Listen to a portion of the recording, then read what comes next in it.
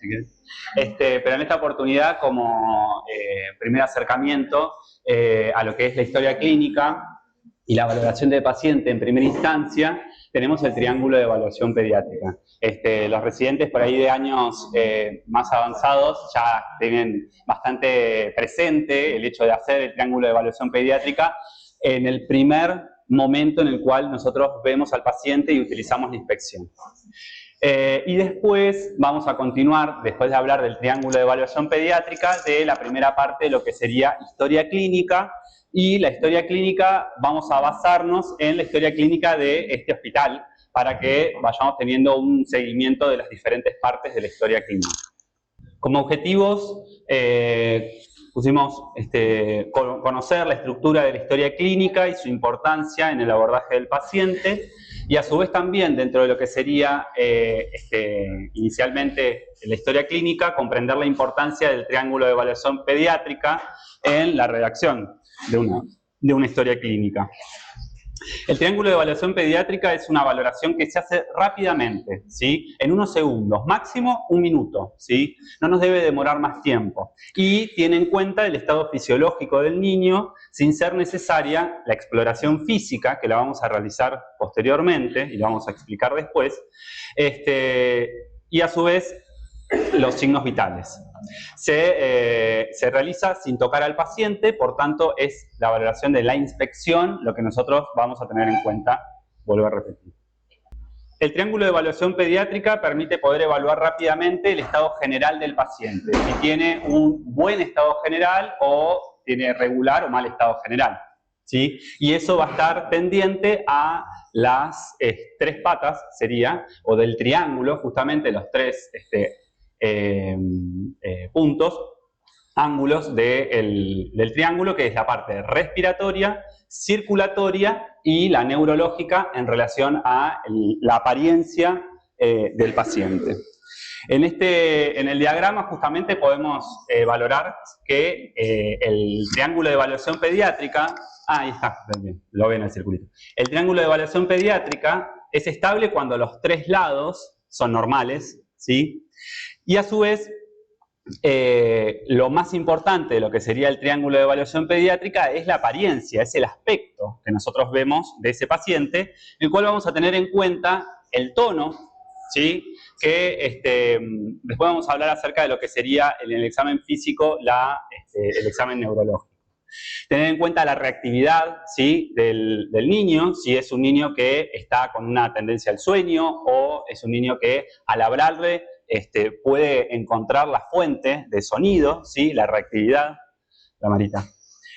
La consolabilidad, ¿por qué? Porque el paciente se puede encontrar irritable, con un llanto inconsolable, ¿sí? La mirada puede ser una mirada, como les dije recién, una mirada que no conecta con la fuente o no conecta con su propia madre, y a su vez el llanto o el lenguaje.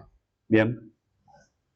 El lenguaje, justamente, en el caso de que la edad sea consecuente con la edad, obviamente, el lenguaje también lo vamos a tener en cuenta. Cuando, por ejemplo, al paciente nosotros le preguntamos, podemos preguntarle algo, puede estar irritable, pero le podemos preguntar, podemos hacer una pregunta con una respuesta concisa y responder cualquier otra cosa.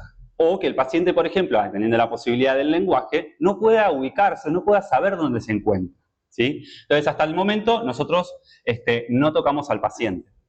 Después, en la valoración, justamente lo que hace el aspecto es poder valorar el sistema nervioso central y puede dar cuenta, directa o indirectamente, de la oxigenación y de la perfusión cerebral que tiene ese paciente.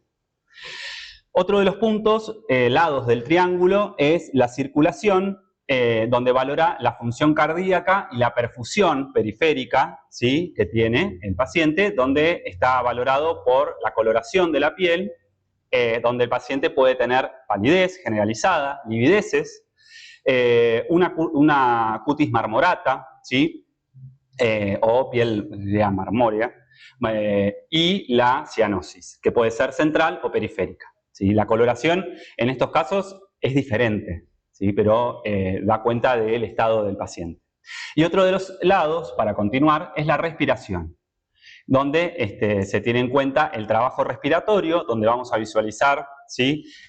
Si tiene tiraje, si tiene retracción, si tiene aleteo nasal, si está taquipneico, ¿sí?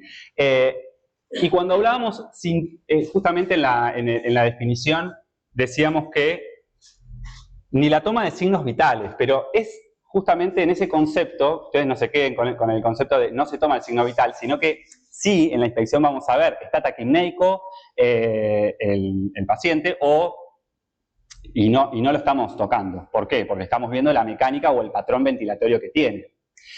Y después los ruidos que nosotros podemos evidenciar sin la auscultación, como ser, por ejemplo, el quejido, el estridor, las sibilancias, que a veces las sibilancias expiratorias no necesariamente, a veces sí debemos auscultarlas para poder escucharlas, y otras veces puede también escucharse, la disfonía o el ronquido, ¿sí? Y obviamente lo que valoran, lo que dice el círculo por debajo, es una patología respiratoria. En un paciente una crisis broncoobstructiva vamos a tener algunos ángulos que ahora vamos a ver un cuadrito de si un lado se ve afectado, qué es lo que podemos llegar a pensar. Sigamos. La primera parte, por tanto, la apariencia es la más importante, como dijimos hoy, y volvemos a recalcar eso porque habla del estado neurológico del paciente y brinda una idea de la perfusión y la oxigenación cerebral. Su alteración puede indicar una disfunción del sistema nervioso central y puede producirse por una patología cerebral primaria o por causas sistémicas, ¿sí?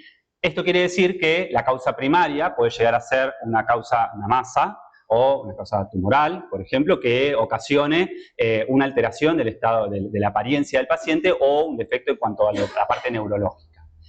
En cambio, por causas sistémicas, por causa metabólica, por ejemplo, el paciente puede verse también somnoliento y tener una afectación de la parte neurológica. Y a su vez, otra de las cosas que vamos a valorar, el tono, la reactividad, el consuelo, la mirada, el lenguaje y el llanto. Lo decía pero volvemos a insistir en estas características. Desde lo respiratorio, valoramos la ventilación y la oxigenación y podremos encontrar justamente alteraciones en el sonido de la respiración y en el patrón respiratorio, pudiendo oír ronquidos, estridor, disfonías, sibilancias, quejido expiratorio. Como muestra la imagen, en la imagen en superior derecha, el tiraje, ¿sí? Un tiraje intercostal, y después acá no lo valoramos como, no lo pusimos en el centro, pero sí que tengan en cuenta que va a haber diferentes tipos de manifestaciones de la parte respiratoria, ¿no? Como es, acá veíamos si tiene aleteo nasal, si tiene tiraje intercostal, si tiene tiraje supraclavicular, si tiene tiraje subcostal o en su efecto tiene un tiraje que compromete todos esos sectores donde se dice ya que es un tiraje generalizado, ¿sí? Circulatorio se utiliza, como dijimos, en todos los aspectos, la inspección, y al valorar la piel podemos hacernos de una idea de lo que sería la perfusión, ¿sí? Lo que es el relleno capilar, ¿sí? Que puede estar enlentecido o puede ser rápido, y que, bueno, nosotros vamos a tener que palparlo ahí, pero vamos a poder valorar si está reticulado, ¿sí? Si es el reticulado del paciente, un lactante puede ser un reticulado constitucional, pero también puede ser un reticulado de un paciente que se encuentra en una sepsis, claro, así, exacto, como dice Lau, así. Perdón. Pasa mucho que cuando uno entra a ver al paciente y lo ve que no está un lactante, lo ve todo reticulado, y nota los pares tranquilos, eso te da cierta confianza, obviamente uno enseguida, cuando empiezas con el interrogatorio, enseguida va pulso lleno, lo que dice Juan, pero la tranquilidad de los pares muchas veces no es tranquila, y la tranquilidad no se cuando el bebé siempre tiene la piel que le pasa al padre y sí, no llama la atención. Entonces eso también uno lo toma en el momento de la... Totalmente. Bueno, eso. Y aquí el cuadro que les decía hoy. Por ejemplo, analicemos del primer punto. La apariencia está alterada, pero el trabajo respiratorio es normal y la circulación es normal. Podríamos pensar, no quiere decir, o sea, no lo tomemos como algo... No lo tomemos como algo justamente literal, ¿sí? Pero que sí nos ayuda a poder valorar en primera instancia, los primeros segundos, el estado del paciente. Entonces, si la apariencia está alterada, solo alterada, podemos pensar en una enfermedad que comprometa el sistema nervioso central propiamente, una masa, por ejemplo, o alguna enfermedad de causa sistémica que genere secundariamente implicancias a nivel del sistema nervioso central. Los ejemplos pueden ser trauma, pueden ser sepsis, hipoglucemias, intoxicaciones.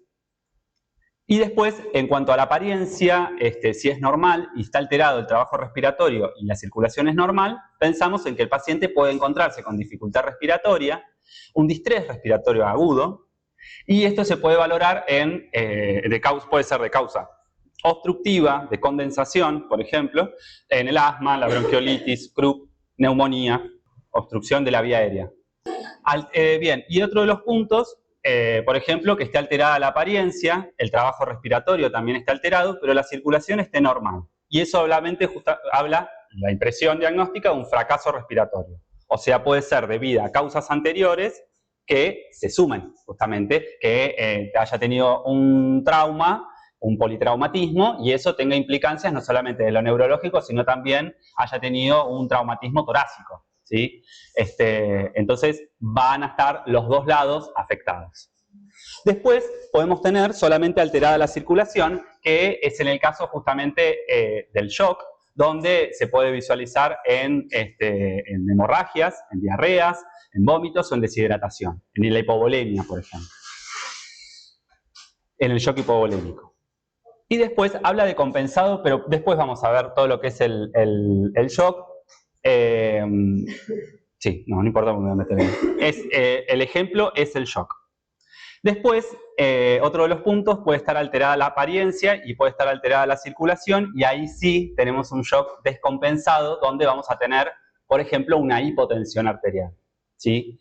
Pueden ser todas las anteriores, ¿sí? Y a su vez, en sepsis, quemaduras, que también tenemos gran cantidad de líquido, porque la piel es un órgano que contiene justamente el agua, y al verse una ruptura de la barrera cutánea, obviamente que hay extravasación hacia el intersticio, y eso obviamente resulta en pérdidas.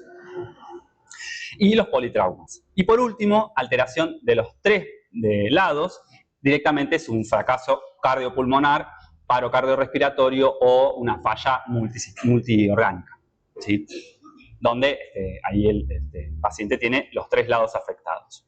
Bueno, comenzamos, ya valoramos justamente lo que sería, describimos el triángulo de evaluación pediátrica y lo que podemos hacer en los primeros segundos hasta 1 minuto como máximo. Y poder, ¿recuerdan la historia clínica de acá del hospital, que tiene primero lo que serían datos personales? Ahora los vemos. Datos personales, el relato, y después habla de los antecedentes, y después sigue el cuadrito donde están los vitales. Y abajo de los vitales dice, ¿qué dice? Aspectos, totalmente. Ese es el triángulo de evaluación pediátrica, ¿sí? Donde nosotros podemos poner qué lado está alterado. Y ahí arranca el examen físico, desde donde empezamos a tomar contacto, literal, con el paciente. Historia clínica. Hay varios tipos de historia clínica, pero pusimos dentro de lo que sería la historia clínica estructurada, tenemos una que se utiliza más que nada para ambulatorio, donde se organiza en torno a cada problema de salud identificado. Dice, utilizado en pediatría ambulatoria. Y trabaja el SOAP. Esto ustedes lo han escuchado, el llamado SOAP, que es ese de subjetivo, donde se tienen en cuenta los síntomas referidos por el padre o por el niño. Por ejemplo, fiebre de 38,5 desde hace 24 horas, con tos seca, inapetencia, y una madre que refiere vacunación completa. El objetivo serían los hallazgos del examen físico, o sea, la frecuencia respiratoria de 32 por minuto, una saturación de 94, tiene tiraje intercostal, y le hice una RX de tórax donde se evidencia un infiltrado en lóbulo inferior derecho, por ejemplo. Y el A sería el análisis de lo que sería la subjetividad y la objetividad, donde se dan los diagnósticos presuntivos y diferenciales o hipotéticos, donde pensamos que por ahí el paciente pueda llegar a tener una neumonía adquirida en la comunidad. Y el P de plan o tratamiento conducta, que es iniciar, por ejemplo, antibióticos, hidratación por vía oral, y tener un control evolutivo del paciente. La conducta que nosotros tomamos en base a el examen físico, exámenes complementarios si solicitamos, y un diagnóstico presuntivo y diferencial, y finalmente un tratamiento. La historia clínica, el otro tipo de historia, que es el que utilizamos aquí en el hospital, es la estructura clásica, y se utilizan los pacientes de internación, donde se divide en secciones ya preestablecidas y que obligan obviamente a explorar aspectos, todos los aspectos del niño. Acá, por ejemplo, están los datos filiatorios, el motivo de consulta, los antecedentes perinatales. O sea, nosotros en el hospital, para mayor... se hace una división justamente, vieron que está la historia clínica y el anexo de sala. Y en el anexo se encuentran también estos puntos de la historia clínica estructurada, donde se tienen en cuenta todos los aspectos que el SOAP por ahí no los tiene en cuenta, va más directamente al motivo de consulta. Bien, bueno, esto como les comentaba, esta sería la historia que nosotros tenemos en el hospital, de internación pediátrica, donde valoramos los datos filiatorios. Después es muy importante la letra legible, clara, ¿sí? Por favor, no un electrocardiograma por ahí, porque también otro u otra lo va a leer y necesita justamente que sea comprensible. En primera instancia, entonces, los datos filiatorios y después la fecha de ingreso, y es muy importante la hora, porque quien vuelva a leer la historia clínica quiere saber justamente cuánto tiempo de internación tiene el paciente y la sala y la cama donde se encuentra. Eso es importantísimo. Perfecto. En la primera hoja de la izquierda, nosotros vemos la parte de la anamnesis, donde vamos a, después ahí hablamos un poquito más de la anamnesis, pero vamos a relatar lo que el acompañante o el paciente relata de cómo fueron apareciendo los síntomas, las manifestaciones, si tuvo, por ejemplo, realizó consultas en otra institución, si esa institución realizó algún estudio complementario, ¿sí? Y el paciente posterior viene derivado o viene directamente por guardia a consultar. Entonces, obviamente que si se determina que tiene que estar internado, se tiene que hacer un relato con las palabras que utilizó el acompañante, utilizó en su defecto el paciente. Y después, en la cronología de los signos, síntomas o las intervenciones que se realizaron, se va a escribir con una terminología clínica y a su vez con una terminología clínica y, como dice ahí, una cronología de cómo es que fueron apareciendo y en base a cómo fueron apareciendo esos signos y síntomas, qué intervenciones se fueron dando, ¿sí? Eso es más pequeño. ¿Por qué? Porque el relato de cómo lo describe uno coloquialmente ocupa más espacio, obviamente, ese relato. En cambio, la terminología clínica lo que permite es poder achicar, ¿sí? Y poder decir mucho más, ¿sí? Entonces es importante que nosotros en ese espacio utilicemos terminología clínica y a su vez anotemos la cronología de cómo fueron apareciendo los signos y síntomas y las intervenciones que se le dieron a esos signos y síntomas, si se le dio intervención. Si no, no. Y por abajo dice antecedentes relevantes, donde nosotros vamos a tener en cuenta antecedentes personales, patológicos, que después los describe en internaciones previas, por ejemplo, o medicación habitual del paciente. ¿Sí? Todo lo que son antecedentes personales, patológicos, familiares, se van a escribir en relación al motivo de consulta al motivo de consulta o a la razón por la cual está internado el paciente. Entonces, vamos a anotar los antecedentes relevantes que pueden ser, por ejemplo, en el caso, como dijo Marita, acá dice vacunación, ahí dice vacunación completa o incompleta. Bueno, en antecedentes relevantes la vacunación es incompleta, pero ¿qué es lo que falta en esa vacunación? ¿Cuáles son las vacunas que no tiene el paciente o hasta qué edad el paciente recibió esas vacunas? ¿Sí? Por ejemplo, no sé, en un síndrome meningio, entonces, obviamente que ese dato siempre es relevante, pero, no es porque esté Marita acá, pero digo, es relevante, pero sí lo debemos describir como ejemplo en antecedentes relevantes. Por ejemplo, en cuestiones, pacientes que ingresen por varios episodios de crisis broncoobstructivas que han requerido de internación, es importante saber si hay tabaquismo como antecedentes relevantes, ¿no? Tabaquismo en la casa, si hay epidemiología viral positiva en el hogar, si, por ejemplo, va a guardería. Bueno, son factores obviamente o antecedentes relevantes que hacen pensar a que ese paciente, bueno, hay factores que están influyendo una y otra vez a que esté internado. Muy bien, continuando, ahí dice, bueno, Marita lo que comentaba, lo del tema de la vacunación, ahí dice completa o incompleta, y en el anexo está el cuadro y hay que ahí colocar las vacunas que tiene el paciente y las que no, escribirlas, para hacer esa discriminación, esa disquisición. Después arrancamos ya directamente con el examen físico, donde tenemos cuenta los signos vitales y la antropometría, después lo vamos a relatar. Continúa el examen físico en la parte izquierda y después todo lo que es la interpretación, donde se puede escribir los exámenes complementarios previos, que puede ser que el paciente traiga del lugar de derivación o en su efecto laboratorios que se tomaron en guardia central y después el paciente subió a internación, a la sala de internación. Entonces debemos consignarlos en ese apartado.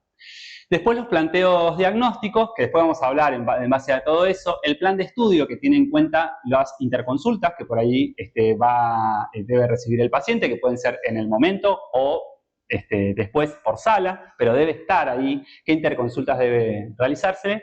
Y después los exámenes complementarios que todavía no se solicitaron y que deseamos solicitar, ¿sí? Entonces, va a quedar consignado ahí un estudio de laboratorio que voy a esperar y después voy a evolucionar en la evolución por guardia, que eso lo vamos a hablar después. Así que ahí debe estar el plan de estudio. ¿Por qué? Porque yo me imaginé un diagnóstico presuntivo, en base a un sindromático, diagnósticos diferenciales, lo que me hace justamente solicitar probablemente estudios complementarios. Y por último, las indicaciones o las conductas, con letra legible siempre. Y después vamos a hablar acerca de cómo es que se escriben las conductas y qué orden deben tener: firma, sello y la fecha que debe coincidir, bueno, con la fecha de ingreso, entiendo. Tal cual, después de 2 días, seguimos. El anexo de sala, que está dividido, pero como dijo Mara, es una sola cosa y forma parte, no es la historia clínica por un lado, es lo anterior, y esto es, bueno, veo cuándo lo puedo hacer, ¿sí? Porque la palabra anexo ya dice algo complementario a, no. Sin detenerme en los detalles del anexo, vamos a ir comentándolos posteriormente en el transcurso de la presentación. En cuanto, muy rápidamente, los antecedentes perinatales y a su vez familiares, personales, tener en cuenta que son los hábitos, la alimentación en cuanto a antecedentes personales, las pautas madurativas, que es muy importante tenerlas en cuenta cuando hay un retraso de pautas o en su defecto hay pérdida de pautas, ¿sí? Por eso es muy importante hacer el anexo. Antecedentes socioeconómicos y después vivienda y las vacunas, el cuadro de vacunas. Lo primero, la anamnesis. En la anamnesis nosotros lo que hacemos es reunir datos que pueden ser, como dijimos, personales, familiares, patológicos, utilizando letra clara y legible. En los datos personales, en la primera parte de la historia clínica, tenemos en cuenta el nombre, el apellido, la dirección, el barrio en el que vive, el número de teléfono, el género, fecha y lugar de nacimiento junto con la nacionalidad.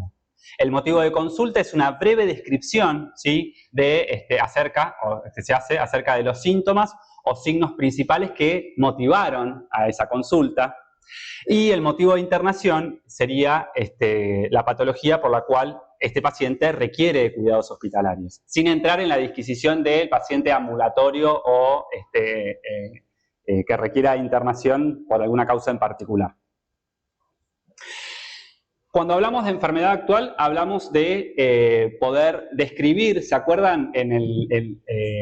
Cuando decíamos signos y síntomas, cronología de los signos, síntomas e intervenciones que se habían tenido. Bueno, habla justamente de la enfermedad actual, la evolución del padecimiento y la repercusión sobre el estado general. Nos preguntamos cómo y cuándo se iniciaron los signos o síntomas. Por eso justamente que en esa correlatividad es importante que eso esté ordenado cronológicamente, para que quien lo lea pueda leerlo rápidamente y no comerse todo el choclo de la madre vio que tenía. Es muy largo eso. Para otro que lo lea debe leer esa cronología y entender por qué ingresó el paciente y por qué se dejó internar. Por tanto, dice, ¿cómo y cuándo se iniciaron los signos y síntomas? Progreso del padecimiento, orden y fecha de aparición de nuevos signos y síntomas, y las intervenciones, la atención médica recibida, los medicamentos suministrados, indicando el tiempo de administración, la dosis y la vía por la cual de administración, la forma de administración de ese medicamento.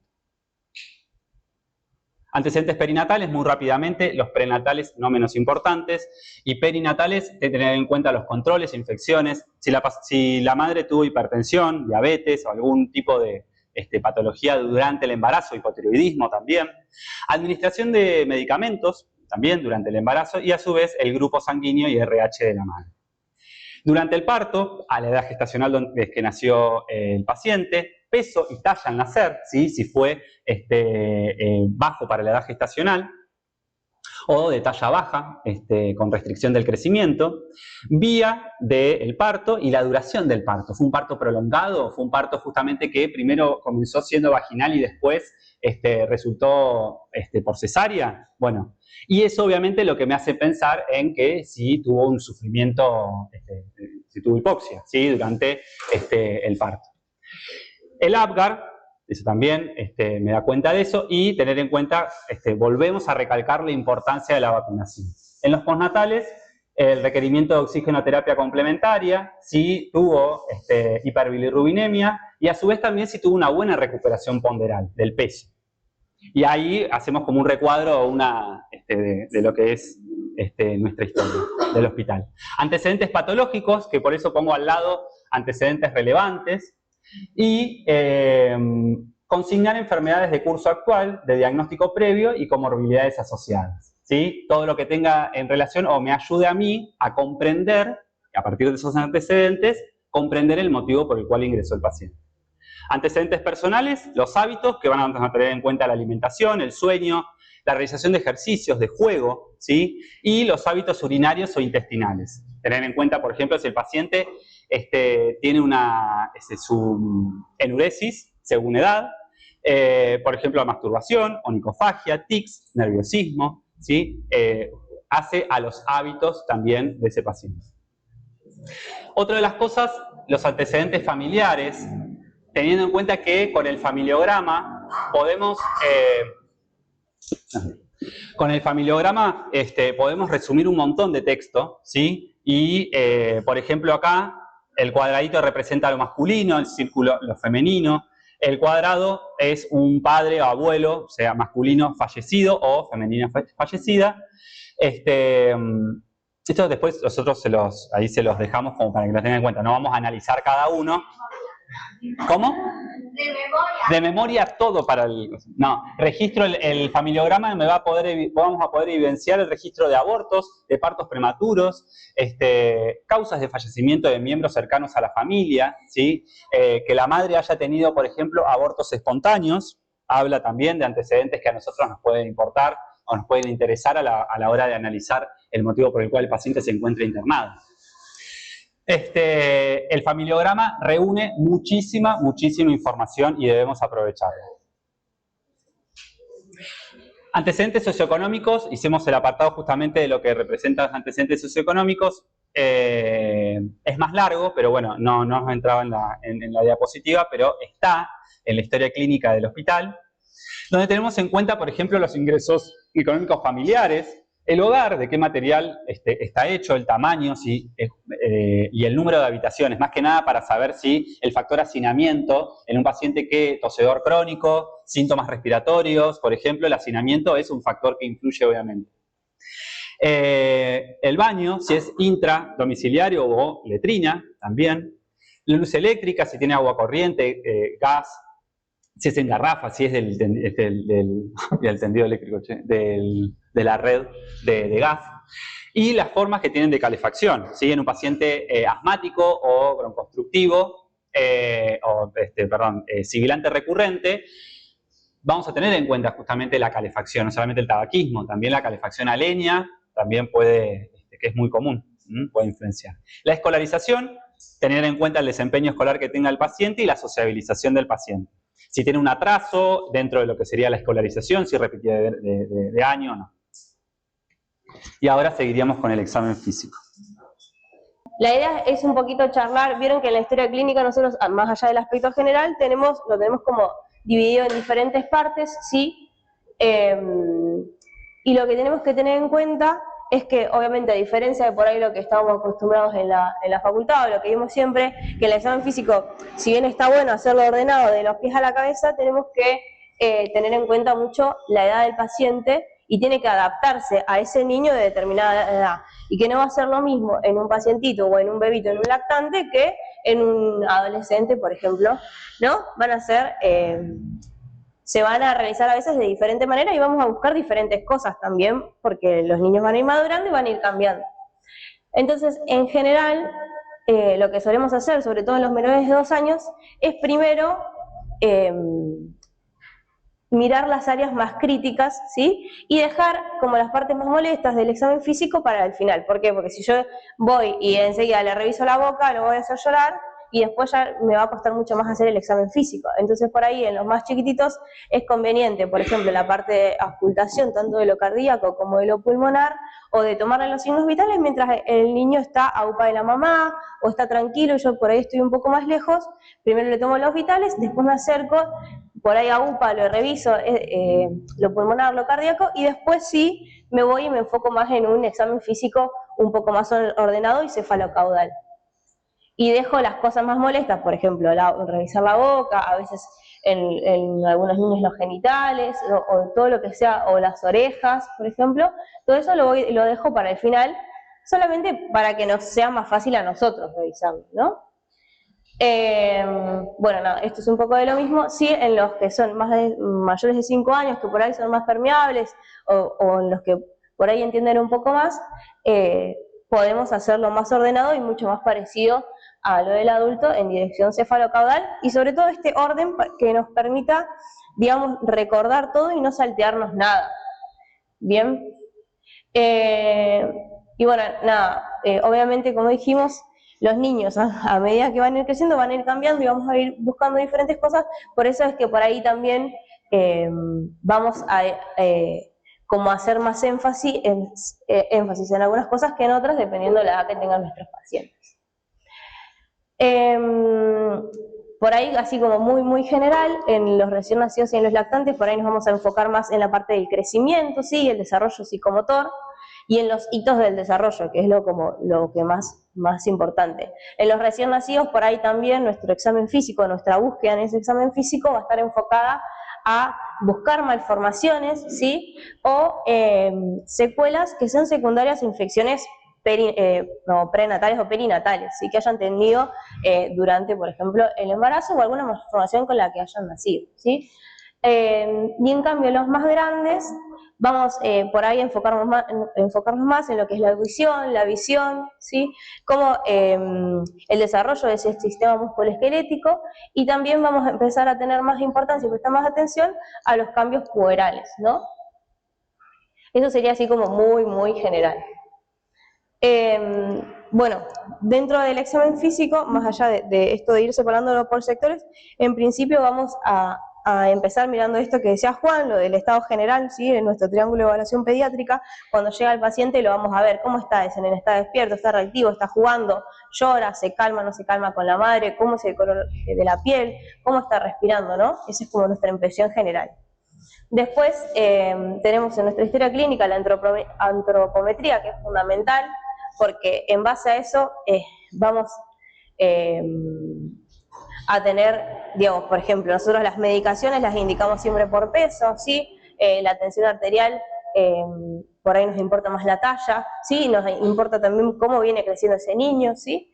Entonces la antropometría es fundamental. El peso en la historia clínica no puede faltar, la talla, dependiendo cómo la internación o el motivo de internación de nuestro paciente, por ahí podemos o no podemos ponerla y después hacerlo el otro día por sala, lo mismo que el perímetro cefálico, pero obviamente siempre teniendo en cuenta la patología que tenga ese paciente y si realmente en ese paciente es necesario, o sea, valorar si realmente en ese paciente sí lo tengo que buscar. Por ejemplo, si es un paciente que yo le voy a tomar la TA, tengo que tener una talla, ¿sí? Si es un paciente que se internó por algo, una hidrocefalia, le tengo que medir el perímetro cefálico.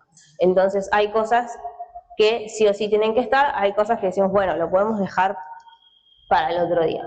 El peso sí es fundamental. Y bueno, después, obviamente, los signos vitales, frecuencia cardíaca, respiratoria, DA y la temperatura.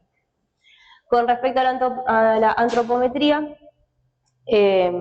nada, siempre recordar que a los pacientes hay que pesarlos sin ropa, ¿sí? Sobre todo, más énfasis en los más chiquititos.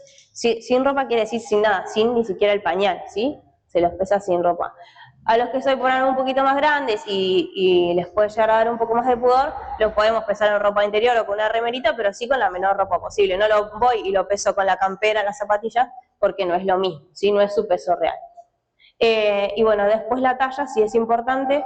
En los más pequeñitos, recién nacidos y lactantes, los vamos a medir en decúbito supino con el pediómetro, ¿sí? Siempre como está en la imagen, con la cabeza mirando al frente y con los pies perpendiculares. Y en los más grandes, mayores de 2 años, se van a medir de pie, siempre descalzos, y con todo el cuerpo tiene que estar pegado contra la pared, los piecitos juntos y los talones bien pegados contra la pared, ¿no? Para que sea una medición correcta. Para la toma de los signos vitales, tenemos que tener en cuenta que tanto la frecuencia cardíaca como la respiratoria van a ir disminuyendo con la edad, es decir, no va a tener la misma frecuencia respiratoria y cardíaca que un bebito, un lactante, que un nene de 11, 12 años, ¿bien? Entonces también eso es importante. Si no es lo mismo, si yo digo, mi paciente tiene 13 años y tiene 130 de cardíaca, digo, bueno, ahí pienso qué le está pasando a este paciente que tiene la frecuencia cardíaca aumentada, que no es lo mismo que tengo un bebito, un lactantito recién nacido y tiene 130 de cardíaca, por ahí ni me preocupo, está súper bien, ¿no? Entonces, eso es importante.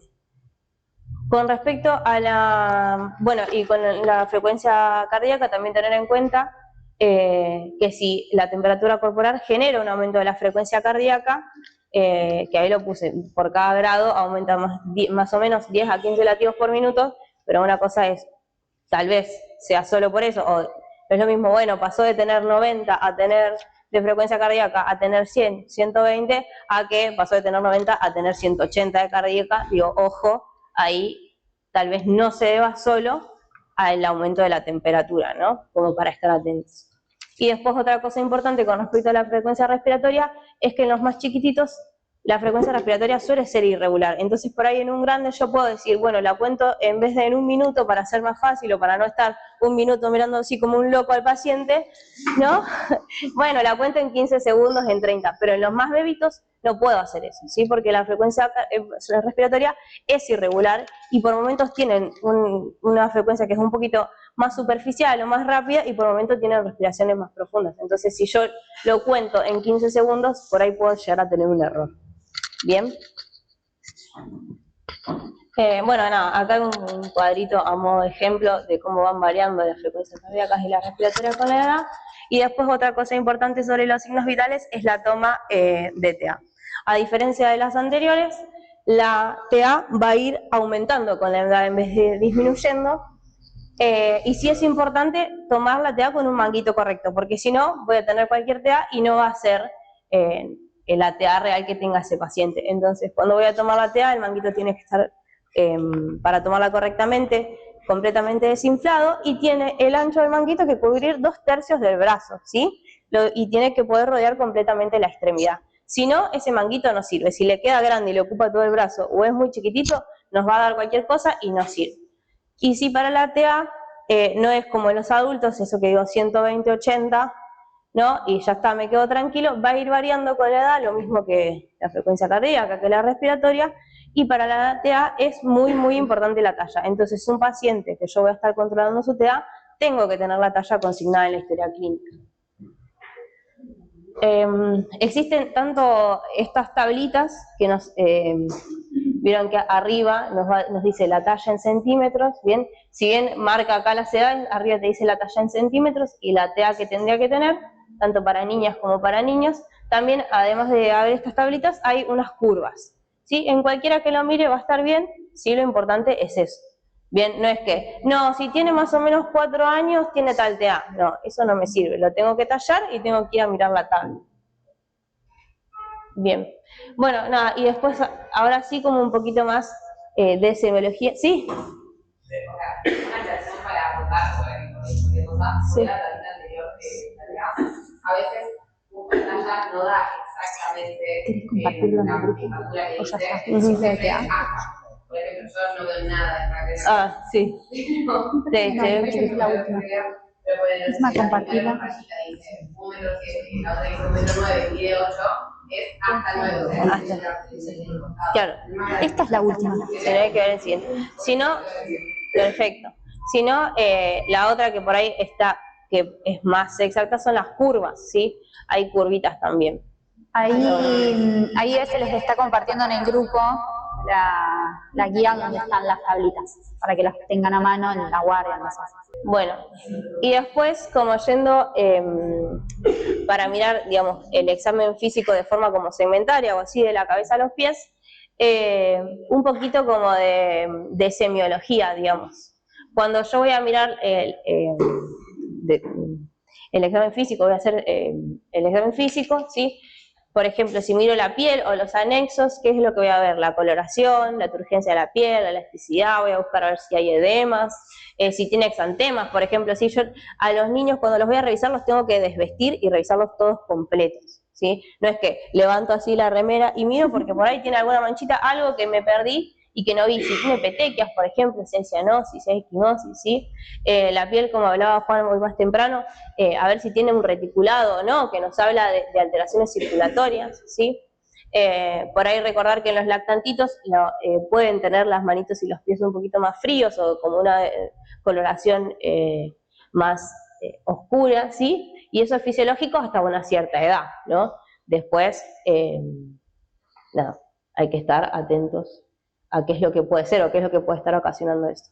Cuando examino la cavidad oral y faringea, ¿sí? Y, ¿qué evalúo? La higiene dental, si tiene caries, si hay inflamaciones, miro los pilares del paladar, miro las amígdalas, cómo están esas amígdalas, son de un tamaño muy grande, ¿no? Hay una clasificación para eso.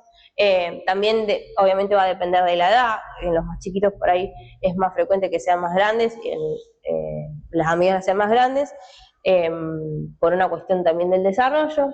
Miro la mucosa oral nos puede hablar también de hidratación, ¿no? Voy en los más pequeñitos, por ahí voy a mirar más el frenillo, la integridad del paladar, si ese frenillo es corto, si le dificulta la alimentación, la fonación, y la integridad del paladar, ¿sí? Eso por ahí en los más pequeños. Con respecto al examen de los ojos, bueno, nada, la respuesta pupilar a la luz, si el pacientito nos fija con la mirada, puede seguir. El reflejo, en los más chiquititos, el reflejo rojo, que es algo que por ahí no lo solemos hacer, pero es súper importante. Y encima, además de súper importante, es súper simple de hacer. Ilumino con la linternita del celular, más o menos a 50 centímetros, y se tienen que poner los dos ojitos de color rojo. Si no aparece eso, es aparte un motivo de consulta urgente, ¿sí? Bueno, ¿qué más? Si hace contacto visual con la madre, y si están bien alineados los ojitos, o si hay, por ejemplo, hay presencia de un estrabismo, y la motilidad ocular también, ¿sí? Para ver presencia de estrabismo, después ahora les puse una fotito del reflejo rojo, para detectar la presencia de estrabismo, sobre todo porque a veces este alineamiento ocular, sobre todo en los más chiquitos, se termina de desarrollar entre el cuarto y el sexto mes. Entonces por ahí en los más bebitos puede parecer que tengo un estrabismo o no, y lo que puedo hacer, o en pacientitos que me da duda, iluminar de frente también con una linternita entre 30 y 40 centímetros y ver cómo la luz de la linternita o del teléfono, de lo que sea que estemos iluminando, cómo se refleja en las pupilas, ¿sí? Si se refleja simétricamente quiere decir que no tiene un estrabismo, o por lo menos no evidente en ese momento, si está ubicado, y si alguno de los dos está corrido, ahí sí nos puede hablar de estrabismo. Si ese nos diera normal, pero yo sigo teniendo una sospecha, se puede hacer el cover test, que es básicamente tapar y ver si hay, tapar un ojito y ver si hay algún movimiento sobre el ojito que está descubierto, ¿sí? O sea, se tapa y después se descubre y ve si hay alguna acomodación cuando se descubre el ojito. Eso sería el cover test, que es para evidenciar estrabismos que por ahí no se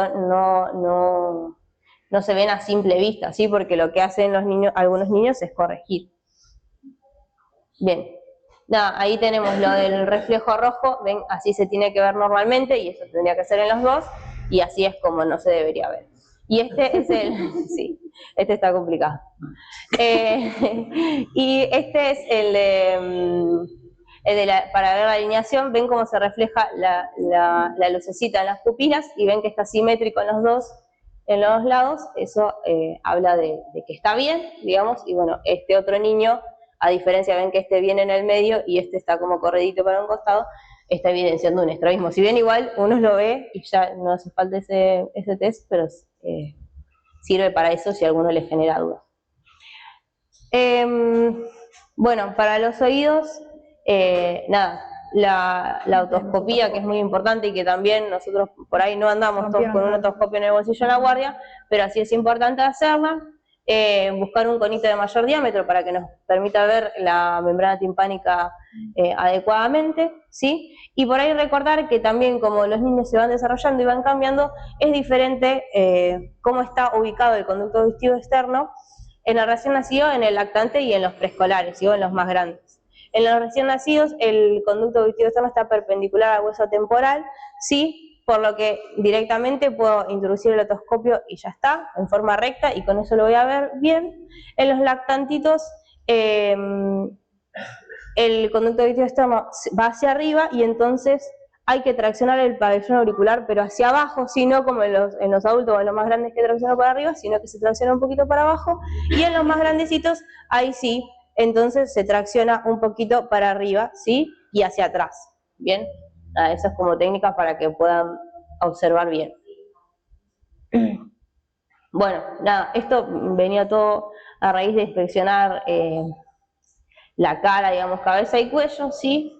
Cuando inspeccionamos la cara, lo que vamos a inspeccionar sobre todo es la fase, ¿sí? Si tiene ver bien las proporciones faciales, si hay algún rasgo característico de alguna patología o que nos haga sospechar de un síndrome, ¿sí? Como está, por ejemplo, la implantación de las orejas, si tiene frente amplia, cómo es el puente nasal, si tiene picanto, hiperterorismo. Hay un montón de cosas que yo puedo detectar, digamos, con la inspección de la cara y sus proporciones faciales. Los más pequeñitos, sí, nunca olvidarse de revisar las fontanelas, ¿bien? Y de ver también, a ver si tiene o no tiene plagiocefalia, y de identificar si esa plagiocefalia es posicional o, por ejemplo, por una craniosinostosis, ¿sí? Que es un cierre temprano de las suturas. Bueno, con respecto al cuello, vamos a evaluar las clavículas en los más chiquitos sobre todo, porque pueden tener alguna fractura, en los recién nacidos, ¿no? Vamos a evaluar la presencia de malformaciones, de masas, si tiene alguna postura anómala, a ver si hay adenopatías o no. Y en los más grandecitos, algo que tampoco yo creo que muchos hacemos, pero es importante evaluar la glándula tiroides, ¿sí? Con respecto al tórax, que esto es lo que por ahí más uno tiene como más presente o que le da más bola cuando hace el examen físico, sí, bueno, obviamente los movimientos respiratorios, recordar que si uno va a contar la frecuencia respiratoria o va a evaluar esa mecánica, lo ideal es que el niño esté tranquilo, ¿sí? Porque si está llorando,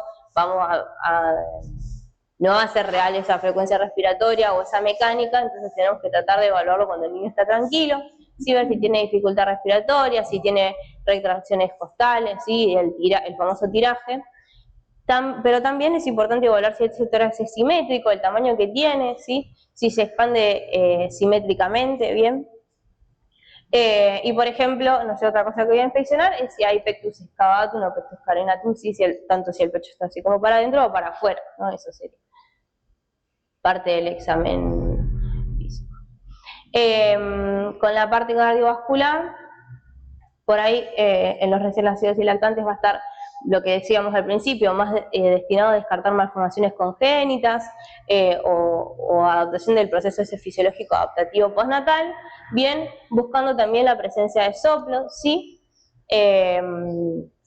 Nada, y acá les dejo como un poquito de lo que sería un soplo inocente, como para diferenciar si es un soplo patológico o inocente. Recordar que los soplos los que son inocentes son sistólicos, sí, generalmente son de baja intensidad, menor de 3 en 6, que casi que no se irradian, sí, y no se asocian a ninguna otra anomalía cardíaca. Y además que pueden aumentar con la posición o con los estados hiperdinámicos. Bien, si yo tengo si oculto un soplo y es diastólico, ojo, ese es un soplo patológico sí o sí. Entonces, estas cosas hay que tenerlas en cuenta y cuando uno lo va a describir en el examen físico también, yo digo, tiene un soplo, bueno, pero ¿cómo es ese soplo? ¿Es sistólico, es diastólico, se irradia, no se irradia? ¿Qué intensidad tiene? ¿Sí? Es difícil, no es sencillo, a veces los soplos es difícil, pero bueno, uno tiene que intentar hacerse el oído y poder tratar de describirlo lo mejor que pueda. Cuando voy a hacer el examen cardiovascular, otra cosa que evalúo son los pulsos, ¿sí? El relleno, es algo que nunca nos puede faltar. Sí recordar por ahí que en los lactantitos no voy a ir a tomar el pulso radial, sino voy a tomar los pulsos femorales o los braquiales, y en los más grandes, ahí sí, el pulso radial, ¿sí? Pulso radial o carotídeo. Pero en los lactantitos no tomamos el pulso radial. Cuando inspeccionamos el abdomen, además de ver la forma, podemos buscar la presencia de hernias, ¿sí? Ocultar los ríos hidroaéreos. En los recién nacidos voy a mirar ese cordón umbilical cómo está. Cuando palpo el abdomen voy a ver si está blando, si es depresible, si hay masa, si hay visceromegalias, ¿sí? Nada, recordar que el hígado en los lactantes y los preescolares se puede palpar en el hipocondrio derecho 1 o 2 centímetros por debajo del reborde costal y es normal. En cambio el vaso no es normal palparlo. Por ahí en los más chiquititos sí, pero en los más preescolares y escolares ya no. Bien, por ahí en un bebito. Bueno, con respecto a los genitales, sí, también lo mismo, destinado a los recién nacidos a buscar malformaciones congénitas. En las niñas voy a observar los labios mayores y menores, voy a buscar sinequias, por ejemplo. En los niños tengo que constatar la presencia de ambos testículos en el escroto. Si hay aumento, por ejemplo, del volumen escrotal, puedo hacer la maniobra de transiluminación, ¿sí? Para ver si hay un contenido de líquido, si es un hidrocele o si es alguna otra cosa, como por ejemplo una hernia. Buscar el meato urinario y también la presencia de fimosis. Si recuerden que en los más chiquititos la fimosis puede ser fisiológica, no así en los más grandotes, ¿sí? El meato del hipospadio, ¿no? Lo que hablabas del meato. De la fimosis, sí, el meato urinario por la hipospadia, sí, exactamente. Y en los más grandes está bueno que dejemos en la historia clínica el grado de desarrollo puberal utilizando la clasificación de Tanner. Yo acá les puse, bueno, nada, para que vean, acá hay un gordito con una hernia inguinal. Esta es la maniobra de la transiluminación y así se ve el líquido. Eso es transiluminación positiva, quiere decir que se ve el líquido, que se ve así todo transparente. La maniobra de la tienda para evaluar los genitales femeninos y la clasificación de Tanner para evaluar el desarrollo puberal. Después, con respecto al sistema musculoesquelético, en los recién nacidos y en los lactantes, ¿sí? Sobre todo, más que nada, la evaluación de las caderas, ¿sí? Y evaluar... sí, perdón. Acuérdense que el ano forma parte de la revaluación ideal. Tiene que ver que tenga un inserto, que tenga bien los pliegues, que no tenga un anterior, una posterior, a veces van a ver la fosita como muy profunda y marcada, sí. Como que tenga buen tono. Total. Y hablando de fositas y todo esto, sí, en los más chiquititos sobre todo, buscar en la espalda o en la columna la presencia de alguna malformación, alguna disrafia que puede ser oculta, como por ejemplo que haya una fosita pilonidal, hemangiomas en línea media, algún aumento del volumen, aumento de la vellosidad, ¿sí? Pelos. Exactamente, pelos, sobre todo en línea media, ¿no? Eso es que por ahí la piel está cerrada, pero hay una disrafia oculta. El examen de las caderas con las maniobras de Barlow y Ortolani, que creo que las conocemos todos. En los más grandotes, lactantes mayores y preescolares, sobre todo alteraciones de las extremidades inferiores y los pies, y en los adolescentes y en los escolares y adolescentes las alteraciones de la columna, ¿sí? Se recomienda que la maniobra de Adams se haga a partir de los 5 y los 6 años se comience a hacer. Nada, acá fotitos de cómo se hace la maniobra de Ortolani, la de Barlow y la de Adams para detectar escoliosis. Y después ya creo que esto es casi lo último, el desarrollo psicomotor y el examen neurológico, ¿sí? En todo esto, sobre todo en los más pequeños, vamos a valorar los hitos del desarrollo, ¿sí? O esas pautas madurativas que nosotros decimos y que los niños van a ir adquiriendo según la edad que tienen. En los más pequeñitos vamos a ir a buscar los reflejos arcaicos que van a ir desapareciendo a medida que madura el sistema nervioso central.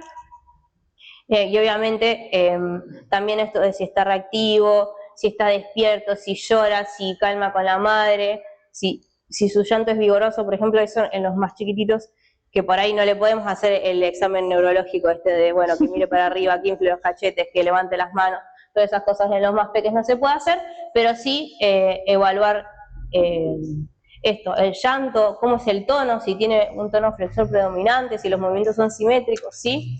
Si se calman con la alimentación o AUPA de la madre, y después por ahí detectar ciertos patrones anormales del movimiento, como por ejemplo, todas las cosas o todos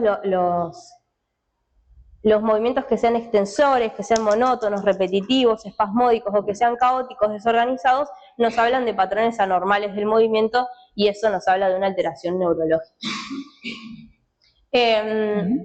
Esto me pareció voy a dejarlo, porque por ahí en los más chiquititos es difícil hacer esto, el examen, por ejemplo, de los planes craneales, pero indirectamente, si bien no le podemos decir que abra los ojos, que apriete, que saque la lengua, sí lo podemos evaluar, por ejemplo, cuando llora, cuando sonríe, ¿sí? Si la simetría facial, si en el llanto tiene alguna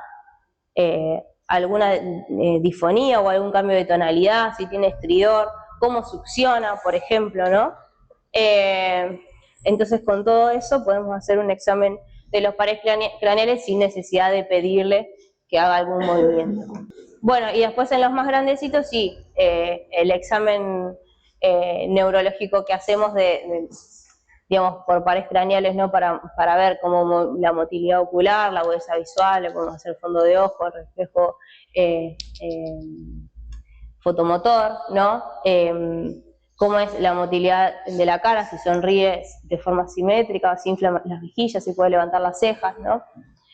Todo esto para detectar, por ejemplo, alteraciones tanto centrales como periféricas, la audición, el reflejo nauseoso, ¿sí? La fuerza que tiene el esternocleidomastoideo del trapecio, de girar la cabeza y encoger los hombros, la protrusión de la lengua. Bien, nada, esto es como parte del examen de los pares craneales. Y después nunca olvidar consignar el tono, los reflejos osteotendinosos y si tiene algún trastorno de movimiento. Y también lo que vamos a evaluar es la marcha. Yo también quería decir algo, que es buenísimo en la prueba. Quiero que después un deputado, solamente en la primera parte estábamos en la reunión, pero claramente por ahí los que están en el sano lo van a poder tener un tiempo y una dinámica completamente distinta. Por tener la internación, ya están un poco más cercados porque hay un motivo de internación de ese paciente. Pero no desaprovechar la oportunidad de revisarlo a todos. No enfocarnos solamente con un cuadro respiratorio que voy oculto. No perder la oportunidad con cada nene de revisar completamente, porque usted, más que nada, para nosotros van a necesitar hacerse el ojo, de ver qué me llama la atención. Eso por un lado. Y por otro lado, si viene el examen neurológico, yo tengo un montón de cosas para hacer, que no aparezca más en la historia, poca colaboración, por eso no se evaluó. Yo capaz no le puedo hacer el reflejo del ROT, pero tengo mecanismos indirectos para decir si es una acción conjunta, que moviliza bien los miembros, que no veo así, o sea, buscar algo que me diga, en este momento no lo puedo evaluar, pero tengo signos indirectos que me pueden dar una importancia de que pesquisé cosas en ese examen físico en ese nene y que después lo voy a volver a revisar y todo lo demás. Porque es muy difícil el momento del llanto, la angustia y todo para poder realizarlo correctamente. Pero van a haber cosas en la parte de lo neurológico, lo que más nos cuesta esto de ir a revisar y que el registro del examen físico. Lo mismo, en los genitales, la mayoría de las cosas que no se revisa por pudor del paciente, porque van a empezar a poner eso, o sea, y entender que por ahí no es la persona. Bueno, no te reviso yo, viene el compañero, lo reviso más tarde, pero que en algún momento tiene que haber un registro del examen físico genital en los pacientes que tenemos. Sí, por ahí anticiparse a que cuando los vamos a revisar, decirles, bueno, te vamos a revisar, pero vamos a hacer un examen completo, ¿sí? Todo. Como que uno ya se va anticipando, por ahí dejar esa parte para el final, que es la parte por ahí que les da a veces más pudor o vergüenza, sobre todo los que son más tirando a adolescentes o preadolescentes que en general suelen tener un poco más de vergüenza, anticiparles primero eso y después por ahí sí, y si estamos 5 de guardia, vamos los 5 a revisarlos y obvio, no a nadie le gustaría que haya 5 personas mirándolo, pero sí decirle, bueno, que te revise uno, que nosotros a veces solemos, bueno, uno le hace carpita y lo tapa, dice el resto no mira, y mira uno solo, revisa uno solo, preguntar si prefiere que revise, no sé, a veces que revise a alguien, o ofrecerse a alguno de los que están en el grupo, por ahí agarró más confianza con alguien o con el que estuvo charlando, preguntándole, y explicarles también que es una parte del cuerpo y que por eso lo revisamos, digamos. A veces va a marcar que van a querer revisarse. O se van a encontrar con nenes que no tienen pudor. Y el no tener pudor también es un signo de alarma. Porque a mí me tiene que llamar la atención aquel nene que se deja revisar sin nada, sin ningún problema y se pone una presión. Dependiendo de la edad, ¿no? O sea, pero también, o sea, no, sí, revisó completo. Bueno, ¿qué hay que ese nene no respeta su espacio de intimidad a la hora del examen físico que deja que lo revisen 10 personas alrededor? Bueno. Y revisar. Yo una sola cosita nada más. Chicos, seguramente van a sacar fotos cuando estén delante de un paciente, porque bueno, a veces nos es útil, queremos controlar cómo está la lesión después, es una lesión rara, hay un montón de situaciones. Recuerden que por un lado no hay que sacar foto de la cara, o sea, solo la lesión, pero antes de eso pedir permiso, ¿sí? Avisar a los padres, a los familiares, porque nosotros en cierta forma estamos rompiendo, ¿no?, eso de la privacidad de ese paciente al tomar la foto. No es que no podemos tomar la foto, pero tengamos conciencia de que, por un lado, tenemos que pedir permiso, no tomar fotos de cara, no la podemos difundir. ¿Sí?